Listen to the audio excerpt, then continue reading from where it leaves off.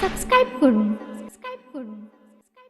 বাগদাদের রাষ্ট্রপতি খলিফা হারুন আল রশিদ এক রাতে তার মন্ত্রীকে বললেন, শোনো, দুনিয়ার এই কোলাহলে আমার মন বড় ব্যাকুল হয়ে পড়েছে, আমার কিছু ভালো লাগছে না, তাই এমন এক অলির কাছে আমায় নিয়ে চলো যার সান্নিধ্যে আমার অন্তরটা শান্তি লাভ করতে পারে। তখন মন্ত্রী বাদশাকে সঙ্গে নিয়ে দরবেশ সুফিয়ানের কাছে নিয়ে গেলেন। মন্ত্রী দরজায় কড়া নাড়া দেন, ও দরবেশ আবু সুফিয়ান, দরজাটা খুলে দাও। সুফিয়ান বলেন, কে? মন্ত্রী বলেন, আমিরুল মুমিনিন তোমার সাথে সাক্ষাৎ করতে এসেছেন। দরবেশ সুফিয়ান বলেন, এ আগমনের কথা কেন আমাকে পূর্বে জানালেন না? আমায় খবর দিলে আমি নিজে গিয়ে দরবারে সাক্ষাৎ করতাম। তখন খলিফা বলেন, মন্ত্রী, আমি যাকে চাই ইনি সে ব্যক্তি নন। তারপর কি যেন বলিল তারে, চলে যাও আয়াজের দ্বারে, যা খোঁজো তার পেয়ে যাবে ঠিকানা। কে যেন বলিল তারে, চলে যাও আয়াজের দ্বারে, যা খোঁজো তার পেয়ে যাবে ঠিকানা। তিনি বেশক ওলি খোদার, ধরে দেখো হাতটি তাহার, যা খোঁজো তার পেয়ে যাবে ঠিকানা। বাদশা কাল বিলম্ব না করে সোজা ফজাইল আয়াজের দরজার সামনে পৌঁছে গেলেন। দরজা তার বন্ধ, ভেতর থেকে একটা কোরআনের আওয়াজ ভেসে এলো, আম হাসিবাল্লাযীনা ইজতারাহুস-সিয়াত আন নাজআলুহুম কাল্লাযীনা আমানু। অর্থাৎ অন্যায়কারীরা কি মনে করে যে আমি তাদেরকে নেককার ও ঈমানদারদের শ্রেণীতে গণ্য করব? খলিফা বলেন, আমি যখন উপদেশ প্রার্থী হয়ে এসেছি, এ আয়াত আমার জন্য যথেষ্ট। মন্ত্রী দরজায় টোকা দিলেন, ভেতর থেকে আওয়াজ এলো, কে? উত্তর এলো, আমিরুল মুমিনিন। ফুজাইল বলেন, আমার কাছে তার কি প্রয়োজন? আমার ওই বা তার কাছে কি প্রয়োজন?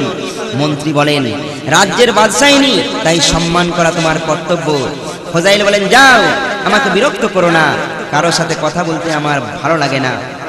খলিফাকে ভেতরে যখনই আসতে দেখেন, তাড়াতাড়ি ঘরের আলো ফুজাইল নিভিয়ে দিলেন।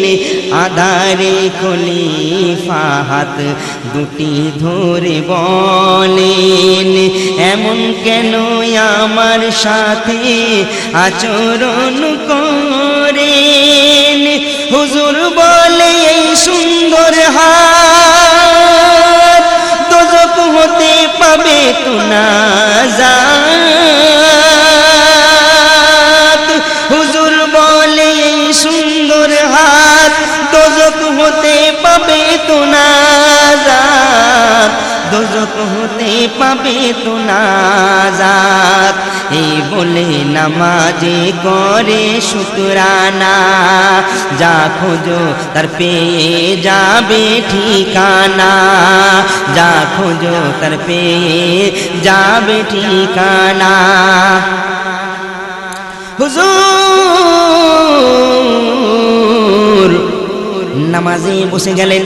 এবার সালাম ফেরানোর পর খলিফা বলেন, হুজুর আরো কিছু বলুন। হুজুর বলেন, হারুন, তোমার পিতা নবী সাল্লাল্লাহু আলাইহি ওয়াসাল্লামের চাচা ছিলেন, যিনি নবী সাল্লাল্লাহু আলাইহি ওয়াসাল্লামের কাছে কোনো এক মযহাবের সরদারের পদপ্রার্থী হয়েছিলেন।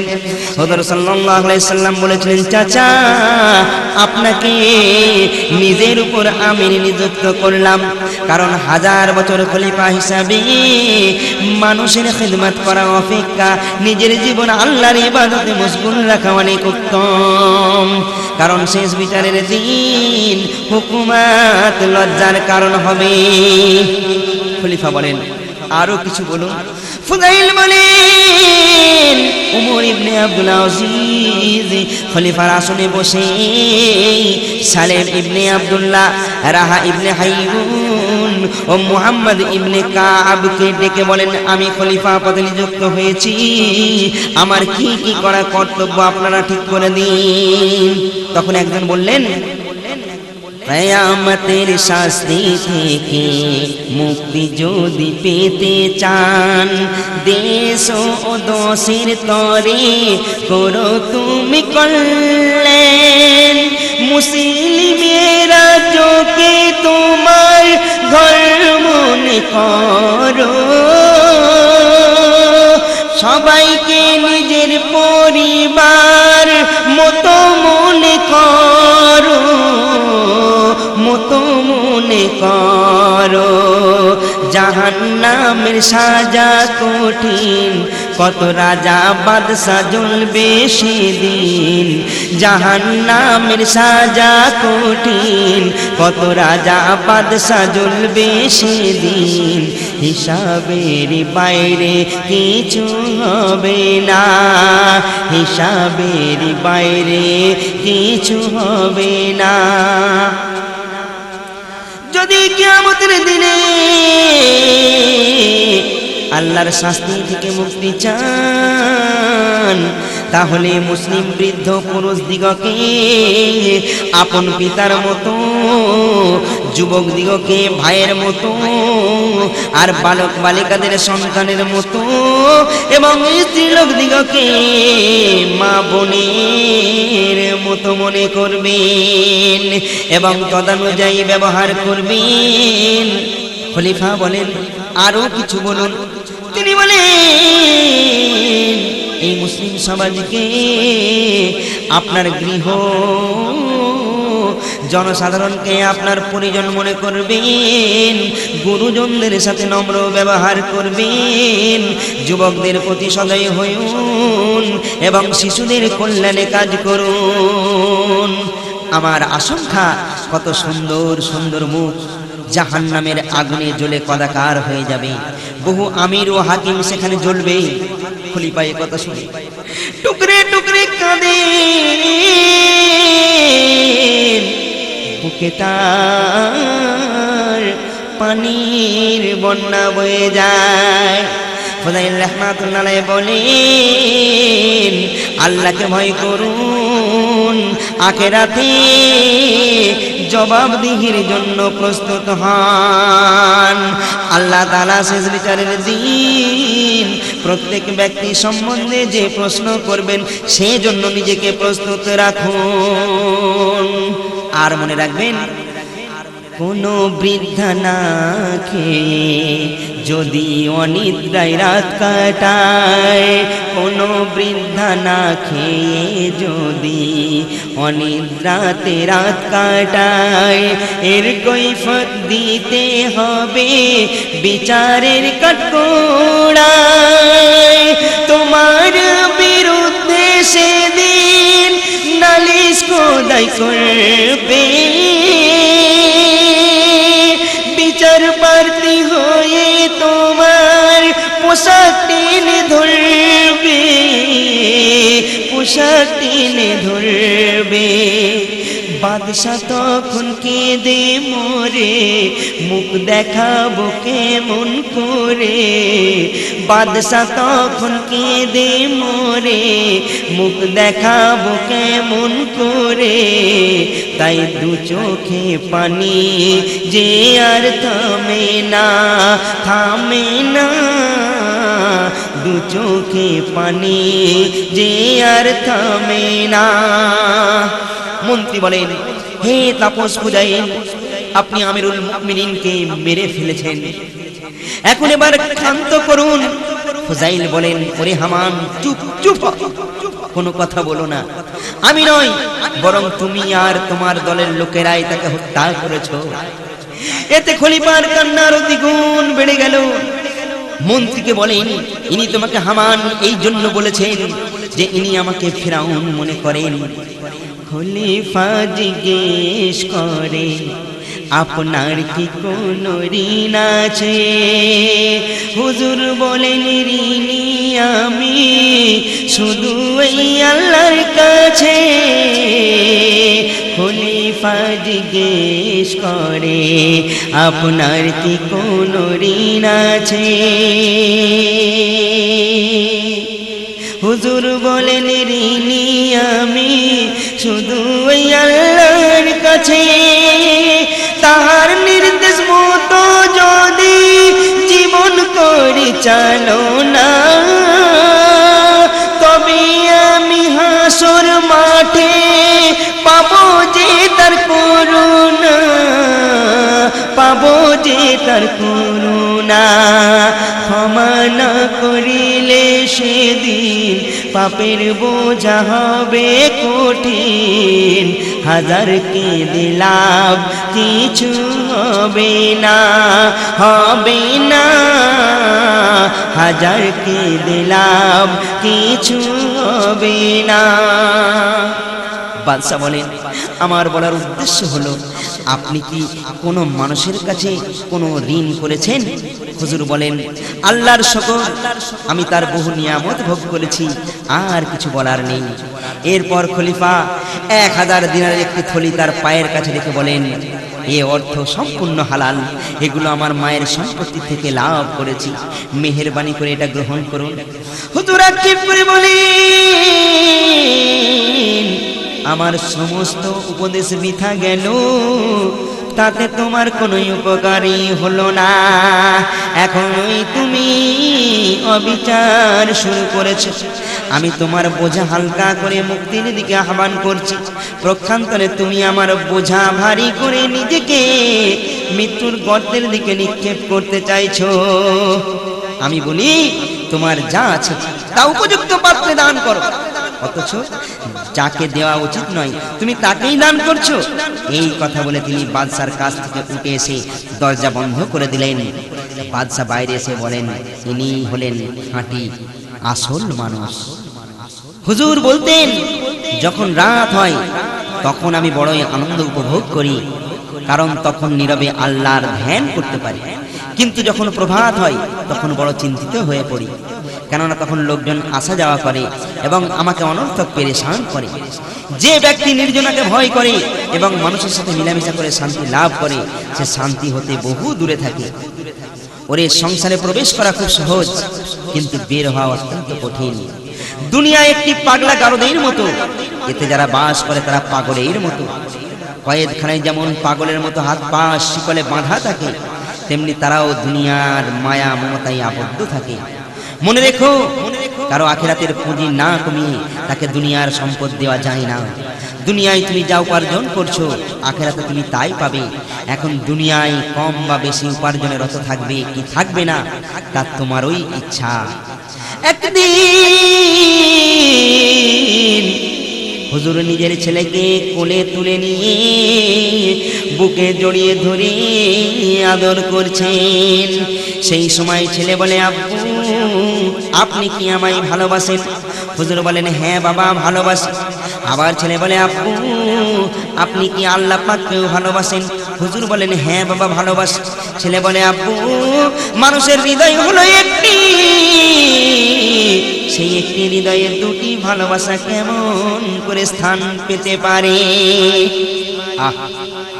দুনিয়ার কোমল অমূল্যবান পোশাক এবং সুখাদ্যের প্রতি আসক্ত হয়েও না, তাহলে জান্নাতের লেবাস ও সুখাদ্য থেকে বঞ্চিত থাকবে।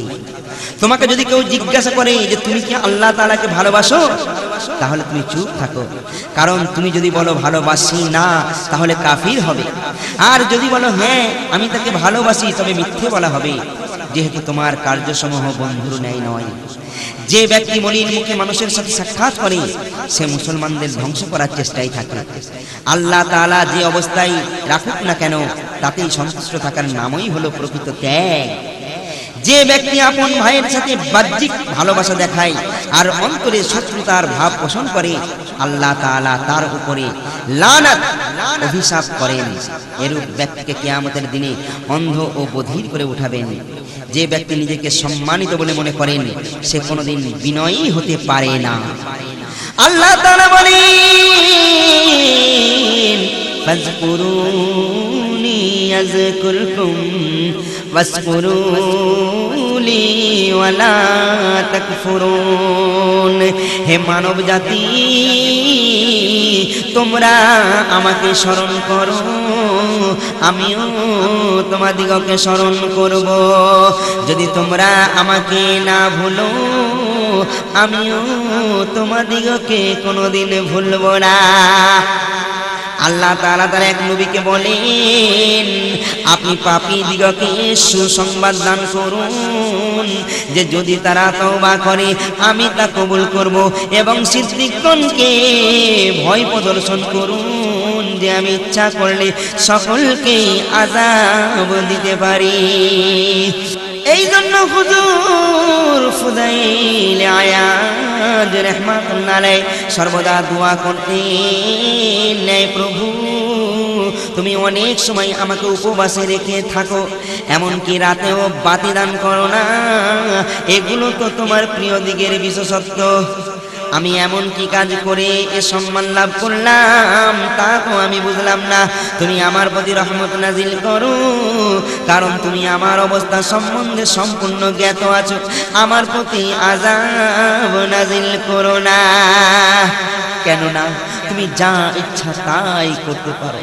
কিতাবের মধ্যে পাওয়া যায় একজন কারি সাহেব মধুর সুরে কোরআন তেলাওয়াত করে হুজুরকে শোনান।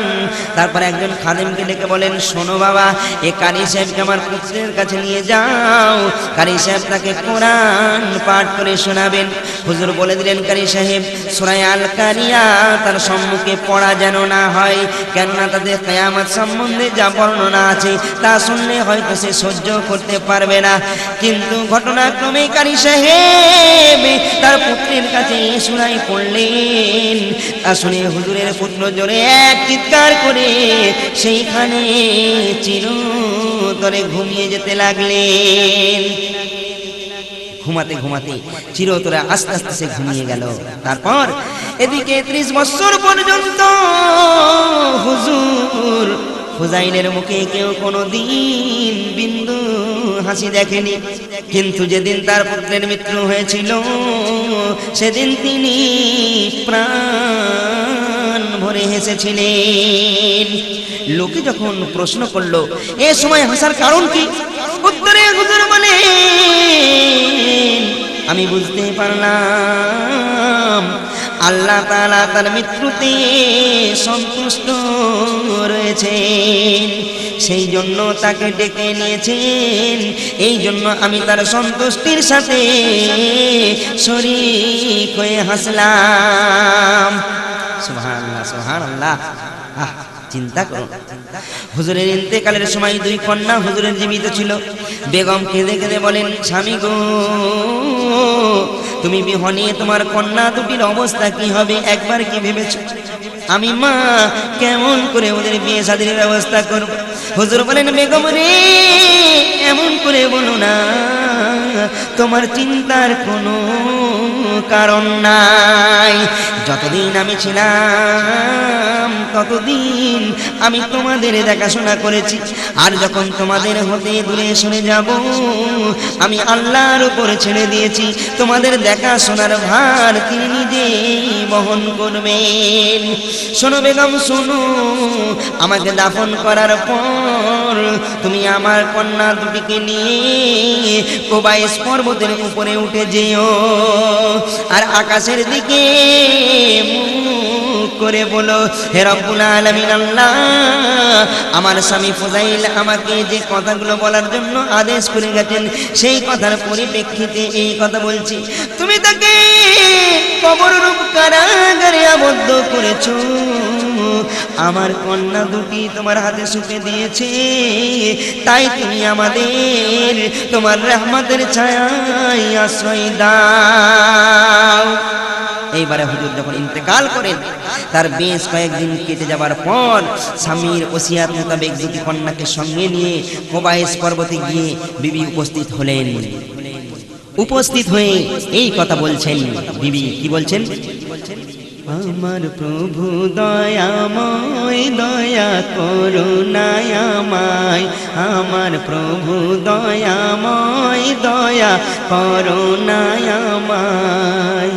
আর তুমি ছাড়া এ ভুবনে বাঁচা বড় দায়, আমার প্রভু দয়াময় দয়া করুণায় আমায়। আর তুমি ছাড়া এ ভুবনে বাঁচা বড় দায়, আমার প্রভু দয়াময় দয়া করুণায় আমায়। আর কেঁদে কেঁদে দু চোখে দায় পানির ঝর্ণা ঝরে, সিজদায় পড়ে বারে বারে ফরিয়াদ করে, সিজদায় পড়ে বারে বারে ফরিয়াদ করে। আমি যাব গো কোথায় বলে দাও না তার উপায়, তুমি ছাড়া এ ভুবনে বাঁচা বড় দায়, আমার প্রভু দয়াময় দয়া করুণায় আমায়। ঠিক সেই সময়ে ইয়ামান দেশে আমির দুই ছেলেকে সঙ্গে জিজ্ঞেস করেন কেন কাঁদো বলো আমাকে, চোখের পানি মুছে কয় কি বলি বলুন আপনাই, চোখের পানি মুছে কয় কি বলি বলুন আপনাই। স্বামীর হুকুম তামিল করে আছি অপেক্ষায়, আমার প্রভু দয়াময় দয়া করুণায় আমায়। সব কথা শুনে আমির কি বলছে জানেন? আরে আমির বলে যদি তুমি ইজাজত দাও মোরে, দুই ছেলের দুই বউ করে যাব নিয়ে ঘরে। বেগম বলে দয়াময় তোমার এলা বোঝা দায়, বেগম বলে দয়াময় তোমার এলা বোঝা দায়। যাক জমকের সাথে তাদের বিয়ে হয়ে যায়, আল্লাহ তুমি দয়াময় দয়া করুণায় আমায়। তাই বলি আল্লাহর উপর ভরসা করে